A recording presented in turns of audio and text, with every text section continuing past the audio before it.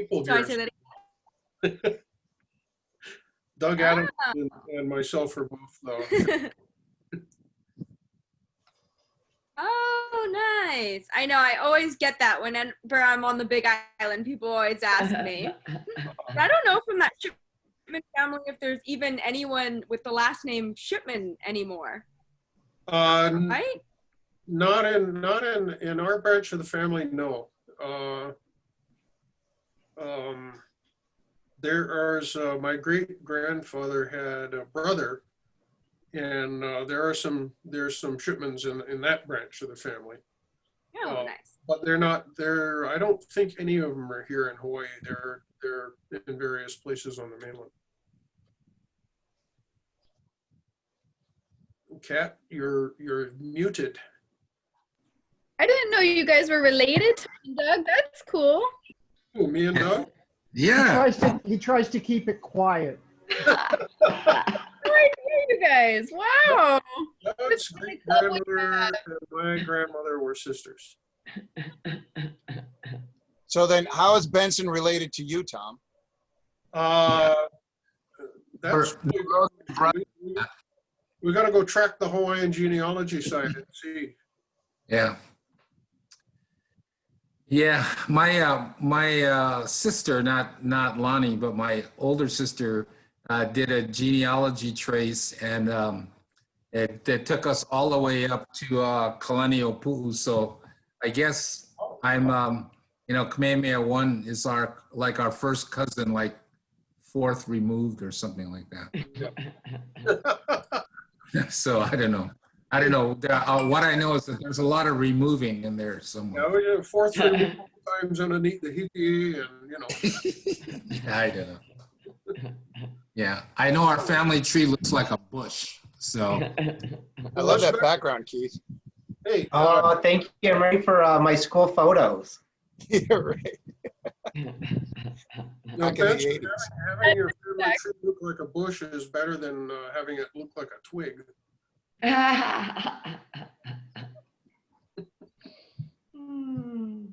So we're officially at 12:05. I'd like to call the meeting to order. I will continue to admit people as they come in. Starting off with our guest speaker, as everyone knows and everyone is here for, as we've heard about her several times and may have seen her before, Hannah Shipman with Blue Planet Foundation. Welcome, Hannah. Thank you very much for joining us. Announcements. There's an email that went out. I'm not sure who's received it yet. I will have to check. I haven't sent one out to the entire club. But concerning the trunk or treat at the Boys and Girls Club, I know we're going to be involved somehow, at least as far as maybe donating some candy and whatnot. Charlene is interested in maybe creating, doing some decorations and decorating bags and stuff like that. The premise is basically they're looking to set up like a drive-through trick or treat at the Boys and Girls Club and have like maybe 20 stations where the cars will just stop in front. Nobody will get out of the car, but people will basically hand candy to the kids in the car as they drive by. So I don't have the particulars yet as far as the exact dates and times yet, but as soon as that comes. I think, Maurice, I think Doug does. Doug, you want to? Perfect. Doug, you want to talk a little bit about it? Because we're discussing, like, because Doug's on the board of Boys and Girls Club. If it's okay, Maurice. Please. Yeah, so right now the plan is for the trunk or treat, a drive-through. The kids would have their bags. We would have a volunteer or two per station. The stations would be 10 by 10 tents. And then the idea would be for the folks that are manning the stations to decorate them, with Halloween and all that kind of stuff. It would be on Halloween. That's a Saturday. The time right now is still kind of up in the air. There's some question about whether or not we want to go into the evening out, into the dark hours after 6 or not. So we're figuring that out. So it'll be and then Club actually will take care of all the candy. They're going to package the candy so that it's then available for all the stations to be able to hand out. We're going to take a look and see if we can find those little litter picker-upper type of things, and that way you can kind of use those to kind of hand the little bags of candy over to, and put them in the bags that the kids will have. Everybody will be masked, including the folks in the car as they come by. And I'm going to stop now because I've got stuff happening outside the house. Yeah.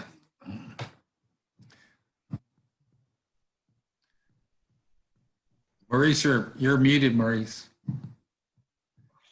I've got too many things open, so it's Yeah. blocking myself from getting to the mute button. But as soon as I started speaking, I realized got a nice leaf blower to go with those fall colors behind you, Doug. Yeah, there we go. Gosh, what else do we have as far as announcements? I know we talked about World Polio Day. Can you tell us more about that, Doug? Benson, can you do that? Because it's really loud right here. Okay, yeah, no problem.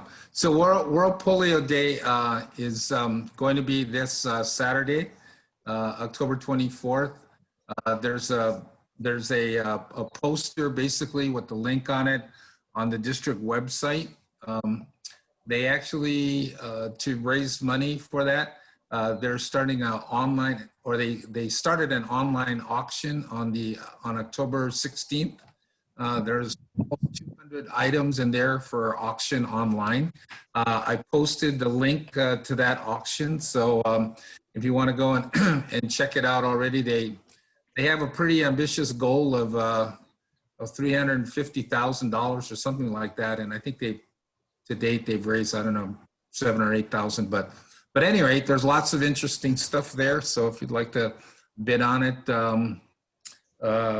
Mary Brazier from Hilo Bay Club or Hilo Club is in charge of putting the stuff together for the auction. So that will be a great thing if you can participate. But World Polio Day event is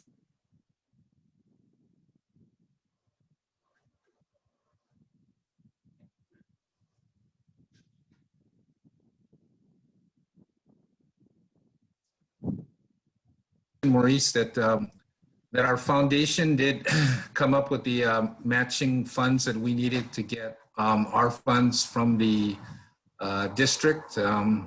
Today I deposited $1,165 into our grants account, which now will get a check from the district.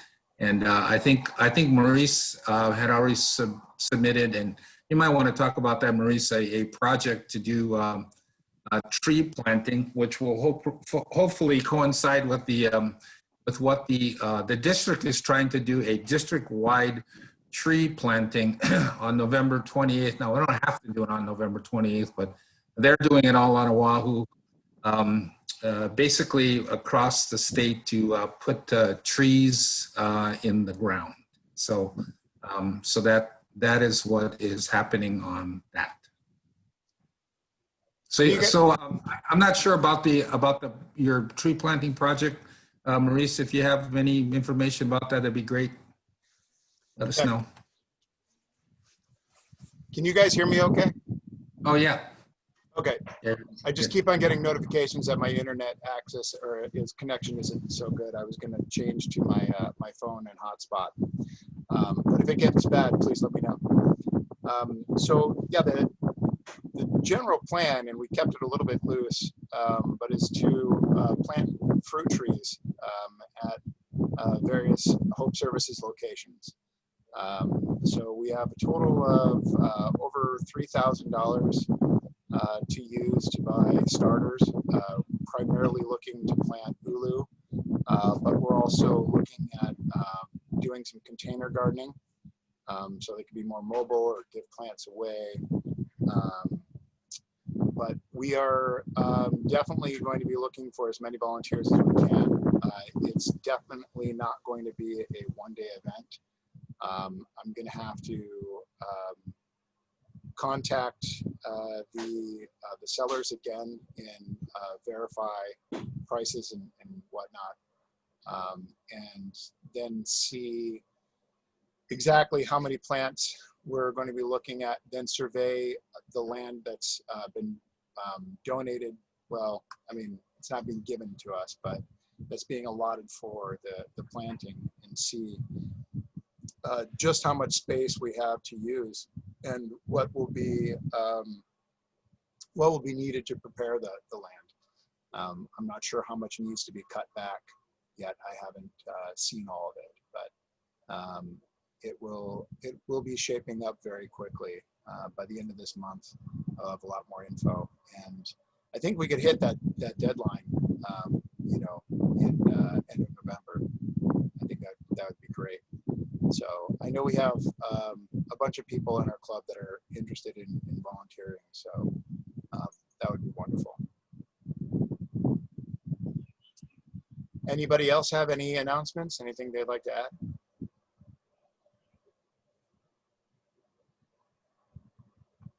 Okay.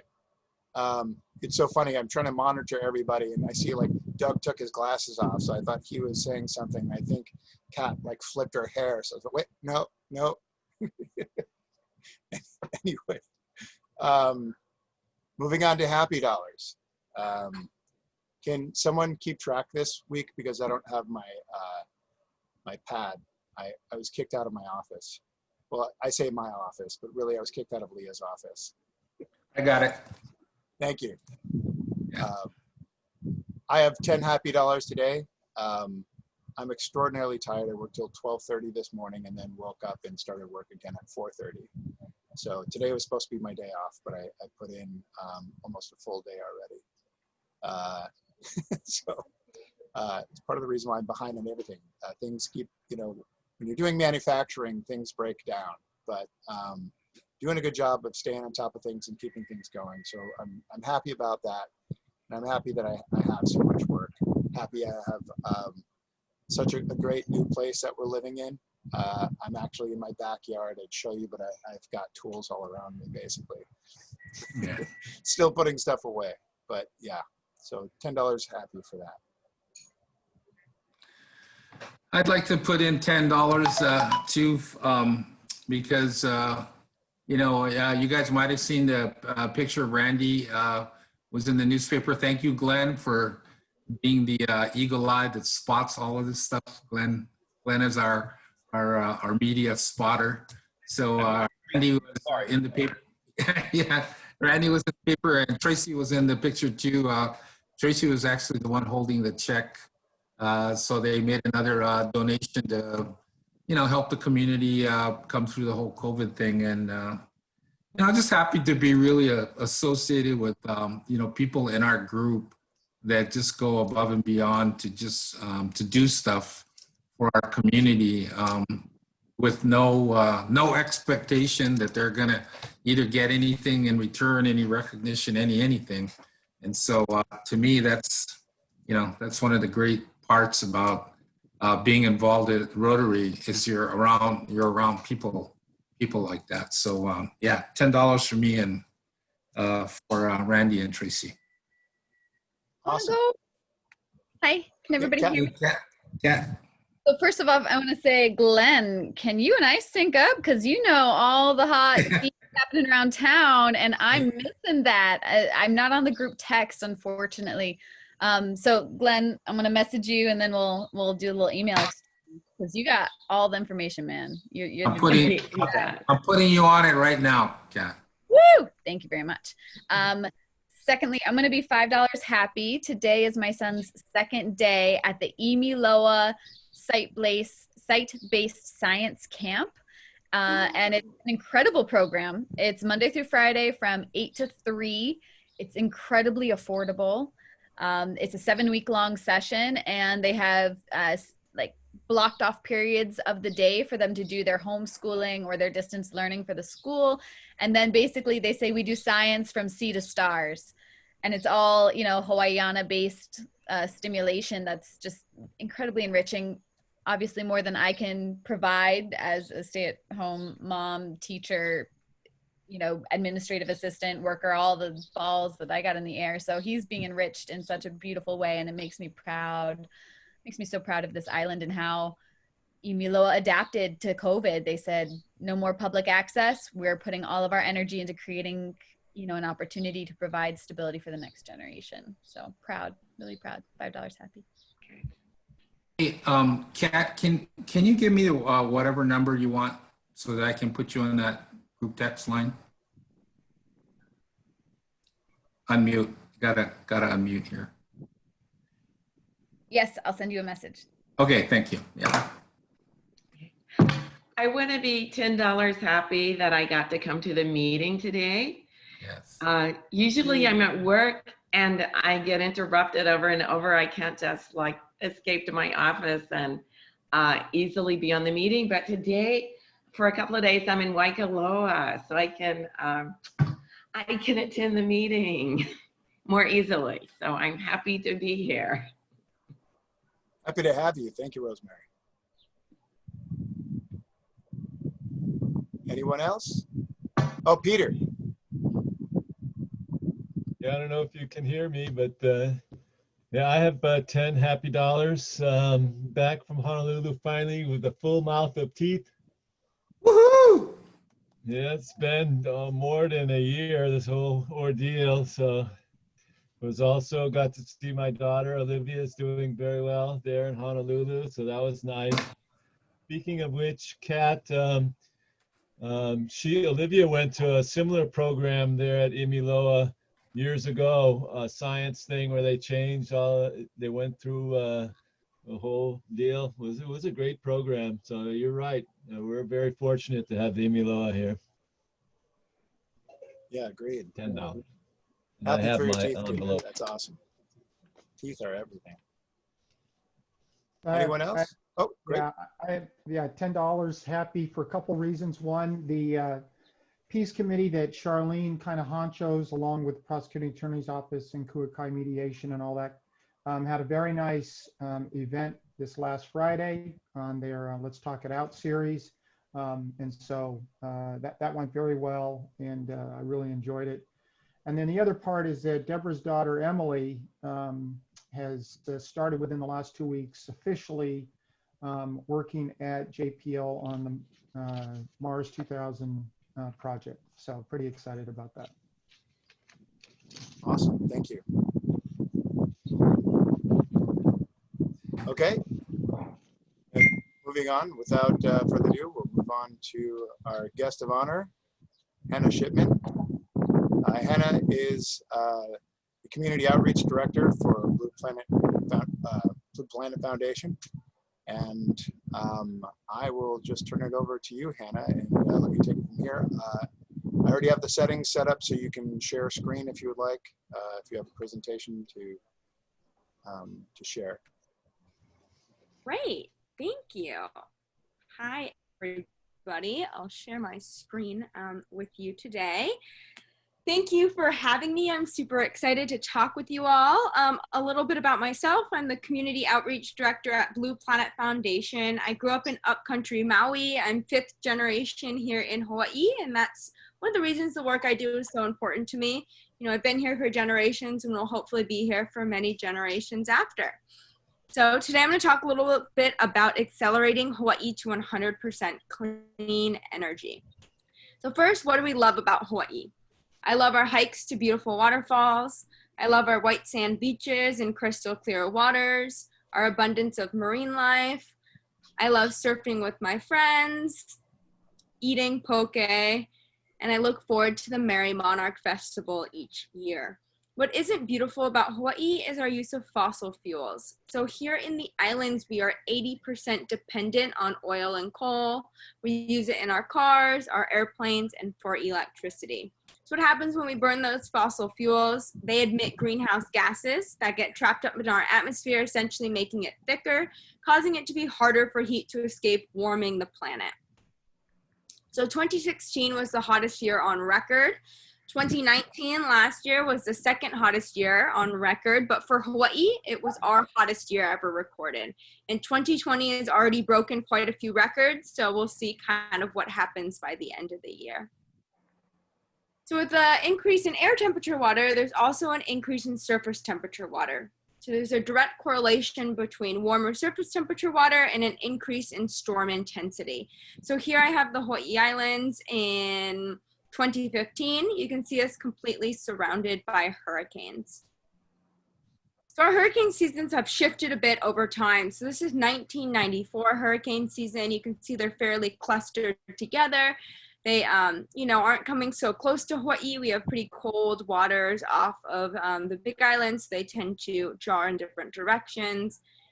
This is our hurricane season in 2018. You can see those hurricanes are lasting longer. They're gaining more intensity as they move through the Pacific, so they're not dying out as quickly. So again, that's the 1994 to 2018. We're also noticing a lot of beach erosion. So with an increase in surface temperature water, sea level rise comes from a few things. One is the melting of the ice caps. And then the second is from when water heats up, it expands. So water molecules become bigger with the warmer it gets. So we actually end up having more water. So we're really seeing a lot of beach erosion.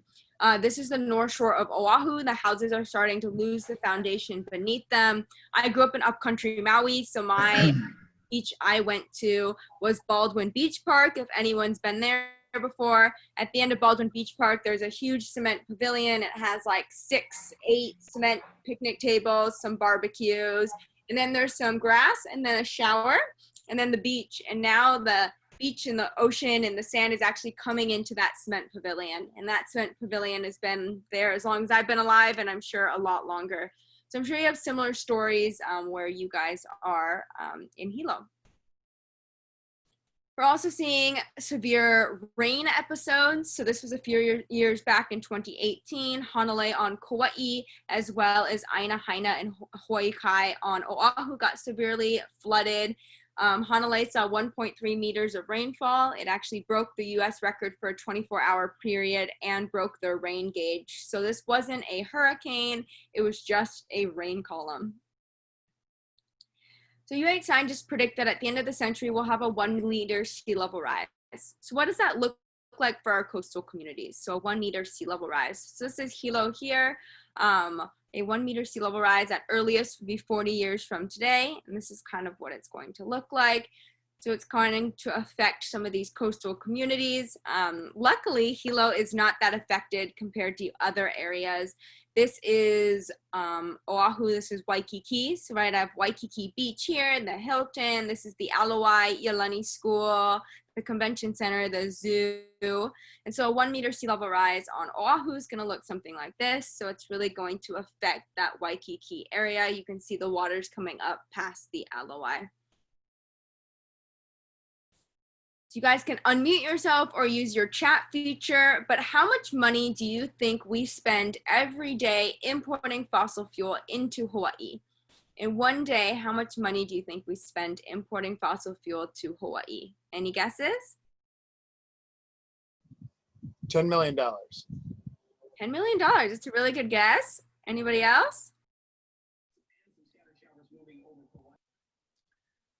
Glenn should know this, right, Glenn? Yeah, I need it because I need more money. That's my industry.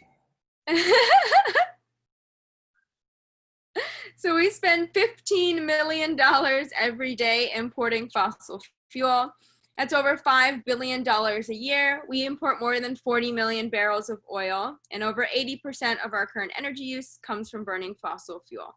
So Hawaii has no indigenous fossil fuel, so this is all money that's leaving the state as we import these resources. And that's why Blue Planet's mission is to clear the path for 100% clean energy here in Hawaii. We were instrumental in the passing of the first 100% clean energy bill. So it states that all electricity produced in Hawaii will come from renewable energy resources by 2045. We're the first state in the nation to adopt such policy. And so it's really cool to be these leaders in, clean energy for the rest of the world. Since Blue Planet passed our renewable energy bill in 2015, other states and territories have followed suit. So in the last few years, California, New Mexico, Puerto Rico, Nevada, Washington, and New York have all passed their 100% clean energy policies. And so Blue Planet Foundation works in 3 parts. We work in advocacy, awareness, and action. So a big chunk of our work is policy making. We do lawmaking in the state capitol, rulemaking with the PUC, and we're implementing programs on the county level.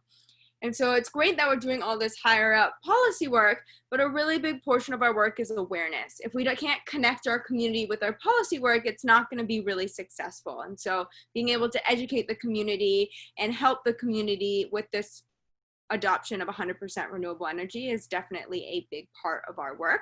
And then action, we're constantly creating programs and initiatives to get our community connected with renewable energy. So where are we at right now? 100% renewable energy seems like a really big ask. This is it broken down by islands. So every island is becoming more renewable over time, except for the Big Island. Can anybody guess why there was a downturn in renewable energy use? Because of the lava flow took out Yeah. PGV. Exactly. So geothermal is a big chunk of the Big Island's renewable energy use. And with the lava flow, they did have some damage to that infrastructure, and it is not currently fully running. And so that's where that decrease is seen. You can see Kauai's doing fairly well with their renewable. Oahu is the island that struggles the most. We have, majority of the people with the same amount of land, if not less than the other islands. And so that is the island that struggles the most, getting to 100%. So where are we at collectively? Collectively, we're at about 28% renewable energy. And that's as of now. 30%, we're kind of sitting around the same. This is 2019 numbers. But with the current projects that we have under development, that have been under development, started in 2019 and will go on the grid, one in 2020, 2023, and 2025, will get us to about 60% renewable energy. So by 2025, we'll be at about 60% renewable, fairly close to our target of 100%. So there's a lot more larger renewable energy projects that are currently going onto the grid, quite a few solar farms, things like that. So here in Hawaii, and to put the numbers, the reason, getting to 100% renewable is getting more and more plausible is because it's becoming a lot more affordable. So we pay about the utility pays about 15 cents per kilowatt hour to burn fossil fuel, import and burn fossil fuel for electricity. If you remember in 2012, we got a quote for LNG, liquefied natural gas, at 12 cents per kilowatt hour, and that was like a very good deal. The solar farm on Maui is actually able to sell energy back to the grid at 8 cents per kilowatt hour. So that renewable energy is becoming more and more affordable, and that's what's really helping us on our journey to 100%, right? If it's economically feasible, it makes it double incentive to kind of get there as soon as possible. But the biggest thing we can do on our journey to 100% clean energy is to be more energy efficient. The less electricity we use, the less we have to produce. So being energy efficient is really the biggest thing that's going to help us on our journey to 100% clean energy. So I wanted to show you a quick PSA about energy and waste that aired on television, a few years ago now. We created a Small Kind Ridiculous 2.0 that aired last year, but just to get the conversation started about energy and waste.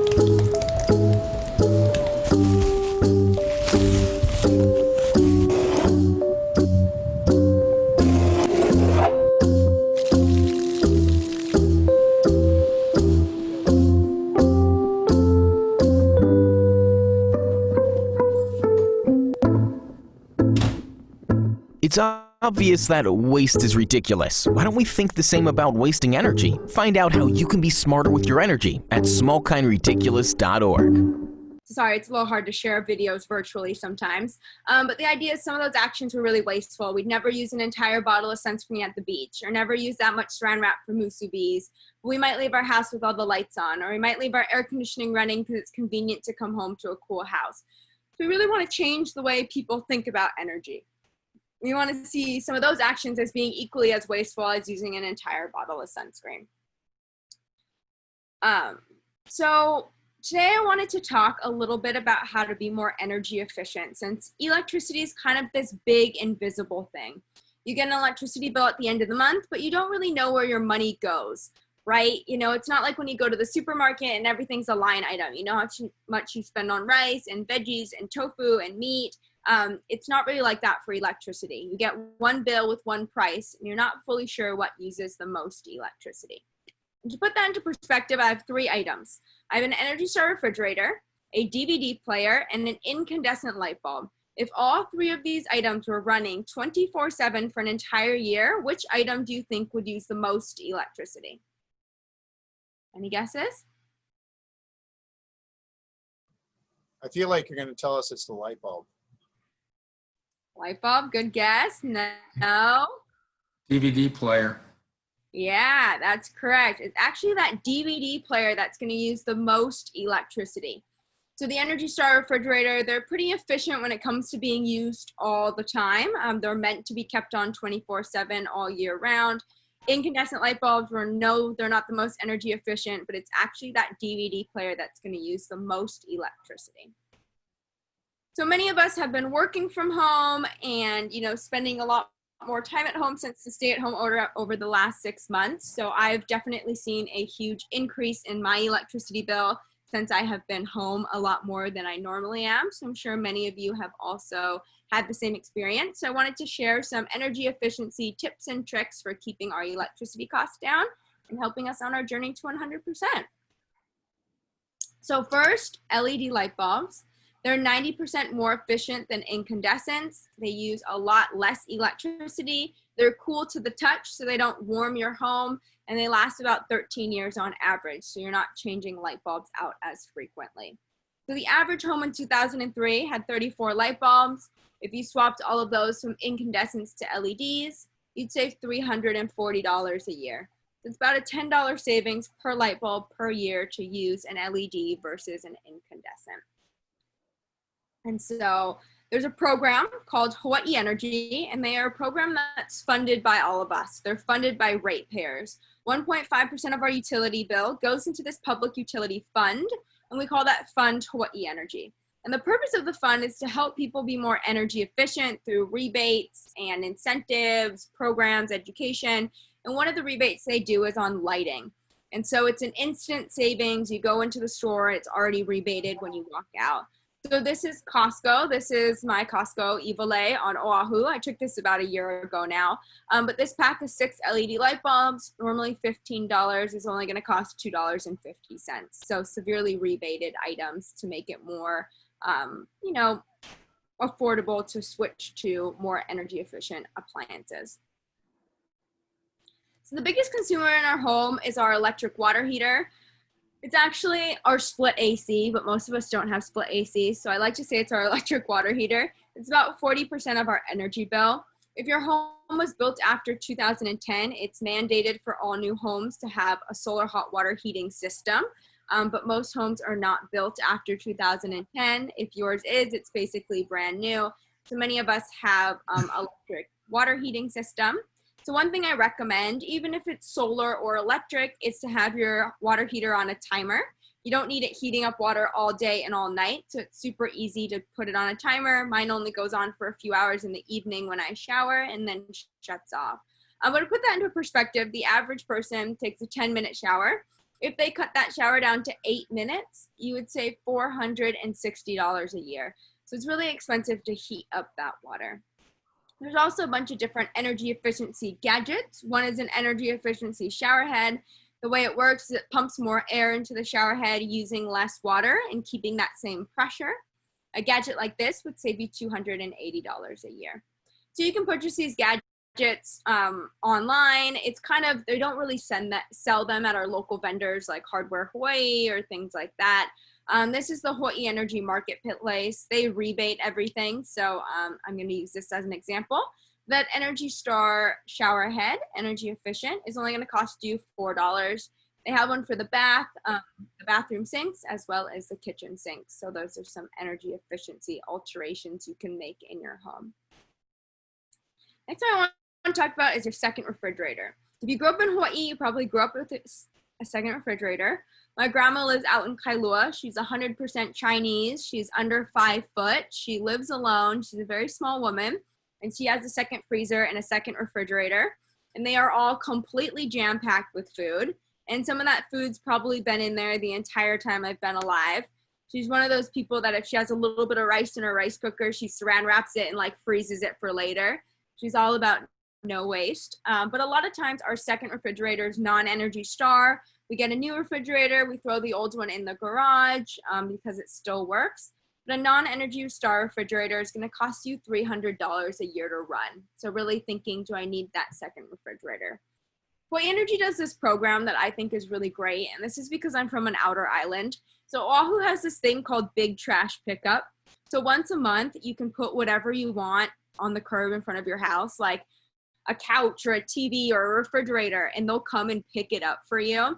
And I thought that was like the craziest thing. I remember when I first moved out here, I saw this giant like flat screen TV on the side of the road, like the biggest TV I've ever seen. And I was like, I need to get this. I was like, I called my boyfriend. I was like, come pick up this TV. It's huge. Like, it looks brand new. And so he drove. He thought it was totally crazy. And of course, he just was like, whatever, I'll just pick it up. We brought it home and plugged it in, and the thing worked totally fine. I was like, oh my gosh, this is so cool. But anyways, Maui has, you know, we don't have curbside recycling. We don't have green waste pickup. And so to get rid of something like a second refrigerator is a huge hassle. You got to lug it down to the dump. And so Hawai'i Energy does a program called the Rid-A-Fridge program. If you have a second refrigerator that's non-Energy Star, Hawai'i Energy will pick it up from your house and dispose of it, and they'll also pay you $75 for your old refrigerator. So it can be a 20-year-old refrigerator, it's your second refrigerator, still works, and they'll pick it up and lug it away and give you $75. Another good thing to note is you don't want your refrigerator to be too cold or too warm either, but you really want it between 37 and 40 degrees Fahrenheit for the fridge and 0 to 5 for the freezer. This is optimal for keeping your food the freshest while being the most energy efficient. I also like to note that there's coils on the back of your refrigerator or underneath, and it's really good to dust them. If you don't, your refrigerator has to work, 40% harder to keep that food cold. You know how the system, hot air, cool air. So you want to make sure that those coils are dusted. So dishwashers are actually really energy efficient. If you're filling up your dishwasher completely before you run it, you're saving about 3 gallons per load. So it's really great to use that dishwasher if you're filling it up completely versus hand washing your dishes. Another one is, I'm sure many of us have been cooking more. I certainly have. When you're not going into the office, you're not getting lunch out nearly as often. I've taken up baking bread, which has been quite the experience and challenge. But peeking in the oven, every time you peek in the oven, it drops 25 degrees and has to work twice as hard to reheat. So refrain from peeking in the oven. So if you're home, I want everyone to look up at their ceiling fan. Which way is your ceiling fan rotating? So here in Hawaii, we want our ceiling fans to rotate counterclockwise to keep our home the coolest. And so there's a little switch on your fan. And the reason that exists is if you live somewhere on the mainland that's cold in the winter and hot in the summer, heat rises. So in the winter, you want it to move clockwise to push that heat back down. And in the summer, you want it to rotate counterclockwise to pull the cool air up and dissipate the hot air. Here in Hawaii, if our fan is on, it's because we are hot. So we want it to rotate counterclockwise to keep our home the coolest. So my final tip for you today is hanging your clothes out to dry. So I grew up in upcountry Maui, really sunny, really windy, lots of space, and I always used an electric dryer. And I didn't think anything of it, but I went to university in England, about 40 minutes outside of London. And I got to my dorm room and they had no electric dryers. And I was like, how do you dry your clothes? And they're like, oh, you hang it inside. It's like, you want me to hang my clothes inside? Like, if you've been to England before, really wet, really gray, very cold. And I was like, how's anything going to dry? It's going to get musty or mildewy. And they're like, no, you just hang it inside. So I hung it inside, and sometimes it would take 3 days to dry. I remember the first time I did towels, they were really crunchy. But I was over there for my whole undergraduate degree. And so it became a habit. At first I was like, this is a total hassle. And then by the end of my 4 years, I was like, oh, this is my new normal. And so I moved back to Hawaii and I moved to Oahu. And I moved to a house at the top of Laliha. It was one of those monster homes. So it was like a bunch of different renters in one of these huge kind of houses with no backyard or anything. It's all cement. And I didn't have anywhere to hang my clothes. So I used to take those inner tubes you bring to the beach and lie them on the floor and hang my clothes on that. And they would dry in a few hours. But you can really be innovative. But it's all about changing our habits. And so hanging your clothes out to dry will save you about $300 a year. So it's a really easy way to reduce your energy usage at home.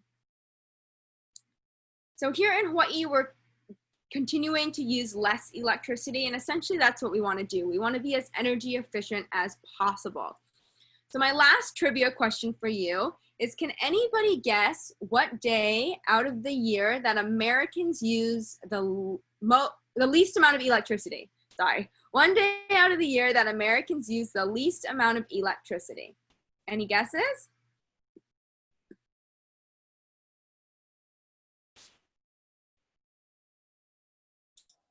Fourth of July. 4th of July, good guess. Anybody else? Christmas Day. Christmas Day, good guess. It's not a holiday, but it's celebrated in America. Oh, Prince Khalil Day. No. Good guess. No. It happens in February. Oh, Valentine's Day. No. It Oh, falls wow. on a Sunday. Super Bowl. Yeah, Super Bowl Sunday is the one day out of the year that Americans use the least amount of electricity. So nobody's thinking about how little energy they're using, but that is the one day out of the year Americans use the least amount of electricity. So here in Hawaii, we're really Why lucky. is that, you think? You know, friends and family. TV's They're on. Well, all the TV's on, huh? Yeah, friends and family are in one house watching one TV. If you've ever driven on the roads during Super Bowl Sunday, it's like empty.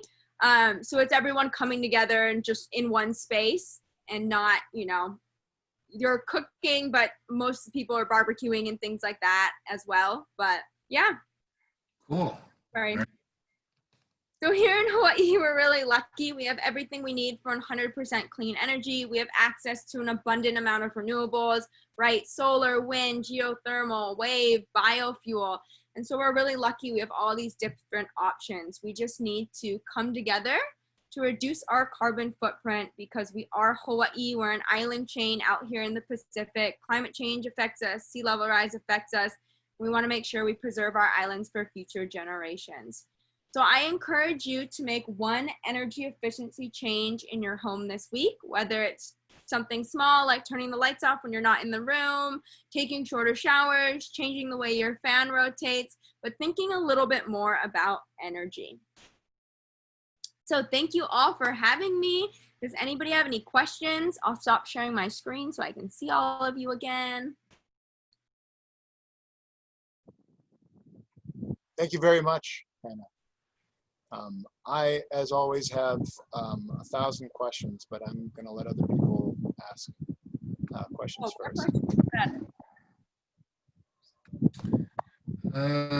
Hannah, I have a question. So how do you folks respond? Because, you know, there's a contingency of people out there, you know, they don't believe in global warming. I don't know, they feel like there needs to be less regulations instead of more regulations. I mean, do you guys run into that? Run into people that you know, disagree basically with what Blue Planet does? Yeah, so there's always a few people that will disagree. In Hawaii, we're fairly lucky that I feel like we have less climate deniers than maybe in other parts of the world, or at least in America. So it's not something that I've personally experienced very often, only a few times. And I always use the approach of, you know, kill them with kindness. So, you know, sometimes you can give as many facts as possible, but they're not always willing to kind of switch their view. So, you know, that's a really hard one. Luckily, I don't get it very often. And most people, you know, understand that there's a climate issue and that we need to do something to take charge to move us in a cleaner direction. But yeah, that's a hard one. It's Yeah. always hard to know what to do. It's an uncomfortable situation, to say the least. Yeah. Especially when you're so passionate about it and you believe so heavily in it, and it's like so prevalent in my everyday life. It's hard to even imagine the other side sometimes. Yeah. Well, thanks for that. I appreciate your enthusiasm on it. That takes care of a lot of it right there. Yeah. Just being enthusiastic. That's great. Thank you. Any other questions? Actually, I have a question. You know, I shouldn't admit this, but I actually have an old refrigerator, and it's not even an Energy Star refrigerator. So how much more, and it's big. So, you know, I assume how much more energy am I using by continuing to just have this old one instead of going to find an Energy Star refrigerator? Yeah, so it's probably, I don't know how big it is, but I'd say it's probably costing you Big. I'd say about $300 a year, if not more than that. 3 to 5 maybe if it's really big. I'm not sure exactly. But if you are looking or you're in the market for a new refrigerator, Hawaii Energy also does a rebate that if you have a non-Energy Star refrigerator and you're upgrading, I believe the rebate's $150, but I think they might have upped it to $250. So essentially, you can get that rebate to help. I should do it. Yeah. Yeah. So if you're getting, I know I could look it up really quick too. On the Hawaii Energy website, you just actually apply online and submit it. But I know it was $150, and I know they upped it because of COVID, and I think it might be $250 now. And since you don't have an Energy Star, that's a really easy way. I'm not sure if you could do it in combination with the Rid-A-Fridge. It would be cool if you could combine both rebates and then have them pick up your old one and lug it away and get $75 for it. But yeah, definitely something to look into. They also, if it's confusing, they have if you call like their customer service, a representative from Hawaii answers, and they have a really good customer service center. And so I recommend doing that as well if you have extra questions, or I'm happy to help in any way that I can. Okay, so that's Hawaii Energy. Yeah. Hawaii Energy. Yeah. So Hawaii Energy rebate. So you'd go into their home rebate section for refrigerators. Okay, thank you. It is $250, by the way. Kat, you have a question? I do. Hannah, I'm wondering if you're familiar with the Honua Ola renewable energy biomass situation on the Big Island. And I would love to hear, is there an official position that your organization has on that? Yeah, so Blue Planet Foundation is a community organization, and so we really focus on renewable energies that the community supports. And so, you know, we really put our focus into renewable projects that the community really backs. And here in Hawaii, we're really lucky. We have access to all these different renewable energy resources. And so finding the best one for a particular community is a high priority of ours. So we don't have a specific stance on that renewable energy project. We back renewables, but we want to make sure they're renewables that the community supports and that everyone's happy in on our journey to 100%. Has there been any role that your organization has played with the community on this topic? There has not been. When it comes to particular renewable energy projects, a lot of times we do education around renewables as a whole. And very rarely do we focus on one renewable energy, like say solar or wind. And in the past, we've done some with solar farms. For example, Clearway, we created a curriculum for education around the Clearway solar farm that's in partnership with Kamehameha Schools and Kamehameha Land. But that's kind of, we'll go to openings and kind of do the different things, but we don't really take a stance on certain projects. Thank you. So, Tom, go ahead. Following on that question a little bit, do you folks take a stance on biomass energy, in general, as opposed to a specific project? Yeah, we're, wanting to move in a renewable energy direction, and biomass is part of that direction. More particularly, I guess, biofuel. I know biomass is a little different, but for example, you know, something personally that I think is a really great biofuel resource is algae. So if you've flown into the Kona airport, you'll see those cylinders kind of by the water, and they're like red, blue, and green. So that all has algae in them, and algae is really easy to grow. All you need is water, sunlight, and they can be deep columns. They don't need a lot of space, and that algae has a really high oil yield. So you can collect that and use that for a biofuel, essentially. Or on Maui, they do Pacific biodiesel. They do the sunflower fields, and they can take, you know, the high oil yield from the sunflowers and use that for biofuel. So personally, I think those are really interesting renewable energy resources. But as an organization, we don't really take a stance. When it comes to biomass, I actually don't know a whole lot in that department. I know it's been very controversial on the Big Island with them burning to create energy. One I don't personally, or we don't personally love, is they consider like the burning waste on Oahu, the incineration of waste, and reusing that electricity or that energy for electricity as renewable. And that's kind of a funny renewable energy one, in my opinion. You know, it's considered renewable, but it's like, is it really renewable? Yeah, these last questions really hit on the topic that I wanted to ask you about, and that was, you know, renewable energy versus carbon neutral, because those are very different things. Taking waste and burning it, it's renewable because there's always going to be waste to burn, but it's very carbon intensive. As far as the biofuel plants, it really depends on what the biofuel is. When you're cutting down full-grown trees and incinerating them, you're in the short term, and I mean like short term being 20 to 30 years, it's extraordinarily carbon intensive. It's more carbon intensive than burning coal. So, you know, it takes somewhere between 30 and 40 years to get to that, you know, neutral carbon footprint if they're planting accordingly. So that's, you know, the big, and it's big also issue with that. Also how you do it, right? So the Pacific Biodiesel on Maui, they are a net zero facility. So they're actually, you know, it takes a lot to take those sunflower seeds and turn them into oil, right? That's going to take energy. And so they're able to offset that with renewables. And so their facility becomes net zero, which is really great. So it's always about how you do it as well, and making sure, you know, we're moving to 100% renewable, and there's all these different projects, and a lot of it is uncharted territory. Like, for example, with solar, like solar's great, but what's going to happen in 10, 15 years when these solar panels are old? How do we recycle those? How do we dispose of those? Or these ion lithium batteries? So there's constantly these other sides of it, like how do we make these renewable energy resources even more sustainable so they're not, you know, harming the planet even further.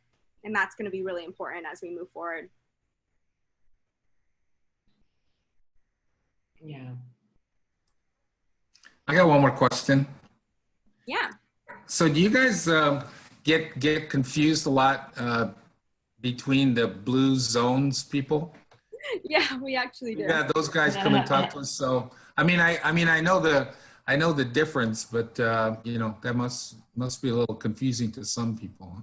Yeah, we actually get confused for blue zones quite a bit. You know, it's a similar name, and they focus on healthy living, and we focus on clean energy. So sometimes it, you know, overlaps, but yeah, we do get confused by that. There's also a surf shop on Oahu called Blue Planet Surf. So sometimes we get confused with them too. So what's the origin then of Blue Planet? Because we had the Blue Zones people come and they explained how that whole Blue Zones you know, initiative or project started going. So how did Blue Planet start? Yeah, so our founder is Hank Rogers, and Hank Rogers brought Tetris to the new world, and he also has quite a few other endeavors. He's very much so an entrepreneur with really big ideas. So he started Blue Planet Foundation. He was the founder, and it started with really like he wanted to host like a giant music festival in Hawaii that really brought awareness to, you know, climate change and renewables and these big topics that hadn't really been talked about. And that was back, God, 12 years ago now. And so we've only been an organization for about 12 years. And after they did this kind of big conference music-y thing here in Hawaii, he was like, okay, we need to keep this going. And that's when our executive director, Jeff Michelina, who used to work for the Sierra Club, came over and kind of helped really get Blue Planet off of the ground. And a big part was, you know, passing the 100% renewable energy bill. So that was probably our biggest accomplishment to date, is really getting that bearings down and now continuing to work towards that goal with new policy and new initiatives. But that's kind of how we started and came to be. And so Hank is on our board. And so I think he's our board chair still. And so we share an office with him as well. So they've donated the office space. So we're downtown in Harbor Court, and it's Blue Planet Foundation. And then they have Blue Startups and Tetris. And so we all share a floor. So it's pretty fun to kind of be in that space. So how does Blue Planet get its funding? Who pays all the bills? Yeah, so we get our funding a few different ways. About a third of our funding comes from Hank Rogers, and so he's been dialing back his funding over time. We have a lot of grant work that we do, so grants are a big portion, and then individual donations are our biggest portion. So individuals in the community donating to Blue Planet Foundation is how we get most of our income. Thank you. Yeah, and that's important. We're a 501c3 nonprofit, and the reason for that too is so we can lobby on policies. So we're not a private foundation. Okay, cool. Hey, Hannah, I was wondering if you're aware of any of the other islands experimenting with hydrogen production to be used in fuel cells or in combustion. Yeah, so Oahu, actually the Toyota Mirai uses hydrogen. And so the way hydrogen works is essentially they liquefy the hydrogen, and the only byproduct to burning the hydrogen is oxygen. So it's another form of renewable energy. And so the Toyota Mirai, they actually have it here on Oahu, and Mapunapuna out. The Toyota facility has that Mirai fueling station. And so we work on Hydrogen Day. So I don't know if it's once a year. It was just a few weeks ago, or last week or the week before, we had Hydrogen Day. And so we do a lot with facilitating the conversation around hydrogen. And I think hydrogen's a really interesting resource, especially because, it works really similar to gasoline. You can fill it in the car. It's a liquefied kind of gas. And it goes the same mileage as regular gasoline. But yeah, we've definitely been working in the hydrogen realm a little bit as well. That's awesome. Are you aware of anybody using fuel cells or fuel cell technology? Gosh, off the top of my head, no. I have read a few things about it, but I'm not fully involved in that in any way. But so yeah, I guess the direct answer is no. That's cool. I was just curious. Yeah, I'm sure you've heard a lot more, especially on the other islands. I only know about some of the research going on here. I'm hoping to get a tour over at, I believe it's Nelha on the other side, where they're doing a lot of different experiments right now and education. Oh, cool. I know, it's definitely an interesting resource. Yeah. Especially for the big trucking industry. I know that's a really big one that they're looking into for semi-trucks in America. So I always, think it's really fascinating. Yeah, the trucks and the buses. I know Tim Richards was saying, he's a councilman from District 9 here. He was saying that they're doing some experiments. I think next year they're anticipating having a fuel cell bus, or maybe it's combustion, but it'll be hydrogen powered. Oh, cool. So yeah, very cool. Well, this brings us to the end of our time. Thank you so much for joining us, Hannah. Really, it's been a pleasure. Thank you so much for having me. Thank you. Thank you. And thank you everyone else for coming. I will leave us with our four-way test of the things we think, do, or say. First, is it the truth? Second, is it fair to all concerned? All concerned. Third, will it build goodwill and better friendship? Better friendships.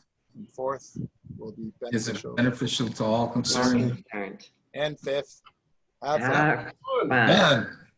All right, thank you everyone. Thank you. Thank you. Bye. Thanks, Hannah. It was great. Thank you. Bye. Thank you. Bye. Thank you.